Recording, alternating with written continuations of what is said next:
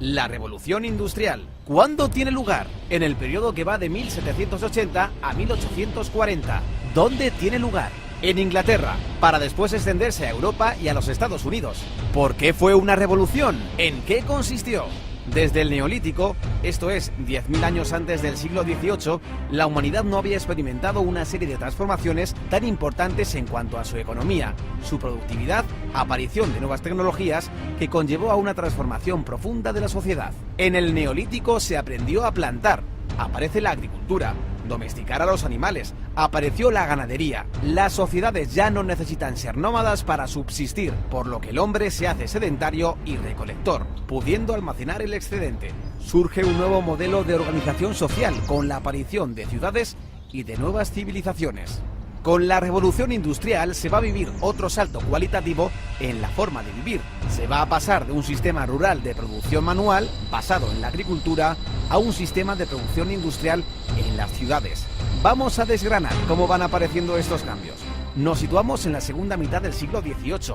En Inglaterra, las 13 colonias británicas en América acaban de independizarse, hecho que marca el inicio de la Edad Moderna. Es la época de las revoluciones liberales y el derrocamiento del antiguo régimen. Desaparece el poder absoluto del monarca. Los súbditos se convierten en ciudadanos que van a poder tomar decisiones sobre su propio destino. Desaparece la brecha social entre los privilegiados y el pueblo llano, con el surgimiento de una nueva clase social, la burguesía, una clase revolucionaria enfrentada a los estamentos de los privilegiados. ¿Por qué la revolución industrial comienza en Inglaterra? En Inglaterra se había instaurado 100 años antes el sistema parlamentario, definido ideológicamente por el liberalismo de John Locke, basado en la división de poderes, la economía de mercado y la libertad individual. Este modelo fue copiado después por Estados Unidos, Francia, España y es el modelo que se usa hoy en día en casi todos los países democráticos. Este sistema presta un nivel de seguridad jurídica que proporcionaba suficientes garantías para el empresario privado. Ello sumado a una mentalidad protestante más abierta que en otros países del sur de Europa, un periodo de paz dentro de Gran Bretaña, un buen sistema bancario, cierto equilibrio monetario y la ausencia de inflación hacen que se den las condiciones para que aparezca el capitalismo. Y con ello, la revolución de la industria. Inglaterra también tenía una posición geoestratégica privilegiada, poseía una gran flota naval que dominaba los mares, controlaba, entre otros, los territorios del subcontinente indio, fuente importante de materias primas para su industria, como el algodón que alimentaba la industria textil. El proletariado. Con el nacimiento de la burguesía nace también el proletariado, los trabajadores o clase obrera que carece de propiedades y medios de producción, por lo que para subsistir se ve obligada a arrendar sus fuerzas de trabajo a la burguesía propietaria de los medios de producción. Las condiciones laborales de los trabajadores eran todavía muy precarias, con largas jornadas de trabajo y malas condiciones sanitarias. Pese a esto, supusieron un gran avance respecto a épocas anteriores. Hubo un éxodo del campo a las ciudades. Las grandes ciudades mejoraron su alcantarillado y mejoraron las condiciones de salubridad. Se redujeron las epidemias y Edward Jenner descubrió la primera vacuna contra la viruela. Se redujo la mortalidad infantil. La consecuencia fue una gran explosión demográfica. En un siglo se triplicó la población del país. Aumentó la esperanza de vida de los 35 a los 50.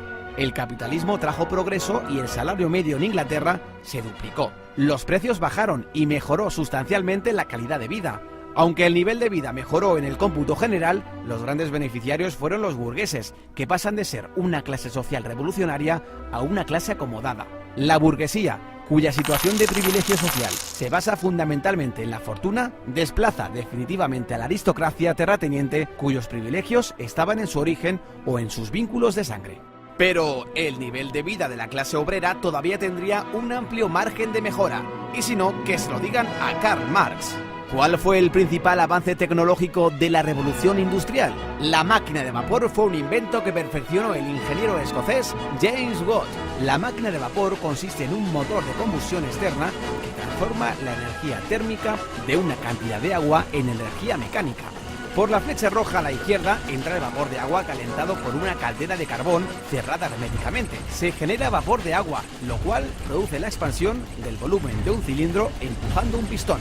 Mediante un mecanismo de biela a manivela, el movimiento lineal alternativo del pistón del cilindro se transforma en un movimiento de rotación que acciona una rueda, ¿Qué aplicaciones tuvo la máquina de vapor? La introducción de la máquina de vapor en las distintas industrias fue el paso definitivo en el éxito de la revolución industrial, pues su uso significó un aumento espectacular de la capacidad de producción. Al elevar la capacidad de producción, se disminuye el tiempo de fabricación de los productos, dando paso a la producción en serie. Se simplifican tareas complejas en varias operaciones simples que pueda realizar cualquier obrero sin necesidad de que sea mano de obra cualificada, y de este modo bajar costos en producción y elevar la cantidad de unidades producidas. Los modelos anteriores de máquinas de vapor a los de Watt se habían usado para el bombeo de agua. La máquina de Watt introducía el movimiento rotatorio, por lo que se pudo usar para suministrar energía motriz a otras máquinas, como un molino harinero, un martillo de forja, para elevar carretillas con mineral en las minas mediante raíles metálicos o para la floreciente industria textil del algodón. Pronto se realizaron los primeros experimentos para aplicar el vapor al transporte terrestre. George Stephenson, que comenzó experimentando con el transporte de grandes cargas en las minas de carbón, puso a punto su primera locomotora. La construcción del ferrocarril de Liverpool a Manchester en 1829 consolidó su fama para siempre. El ferrocarril permitía transportar materias pesadas a 40 km por hora, una velocidad antes impensable, acortando extraordinariamente el tiempo de los desplazamientos y permitiendo vertebrar el comercio interior, escasamente desarrollado hasta entonces. El volumen de los intercambios se multiplicó. También se aplicó el vapor en otro ámbito de la industria del transporte, la navegación fluvial y marítima, con la invención de los barcos de vapor. Otro avance digno de mención fue el alumbrado público de gas. Las ciudades se convirtieron en lugares más seguros para viajar. Al instalar lámparas de gas en las calles, se redujeron las tasas de delincuencia. Al final de la revolución industrial, las ciudades se habían transformado. La población de Inglaterra se había triplicado. Las ciudades de Birmingham y Manchester prosperaban como ciudades textiles. Ruedas mecánicas tejían su tela y sus chimeneas echaban humo sin parar. Aparecieron ferrocarriles, modificando y vertebrando el trazado de las ciudades. Y en los muelles, barcos de vapor. La vida cobró nueva animación. De una nación que labraba el campo, Inglaterra de pronto se había convertido en la primera nación industrial del mundo. Pero todo esto solo es el principio, pues a partir de 1850 entramos en la segunda fase de la revolución, conocida como la Segunda Revolución Industrial.